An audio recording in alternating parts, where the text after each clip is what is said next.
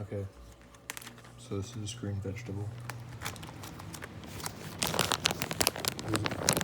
This is my recipe. What you do is take green vegetable out of the package and bam. This represents new life.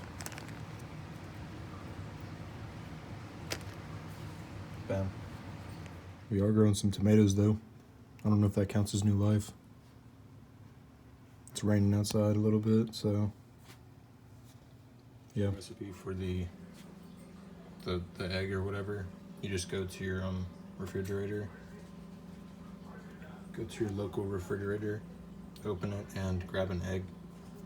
Oh yeah, it's a roasted egg, so like put it on the fire or something for like an hour, 7 days or something. 2 years. This is the parsley. You just put it in some salt water. I don't know why this is here. That's it. These are the apples and nuts. Right here. It's a bag of pecans and an apple. That's the recipe. The shanks. Just dry them out or something. That's the recipe. Here's the masala.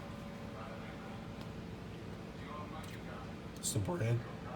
It's the bread. I don't know how to make bread.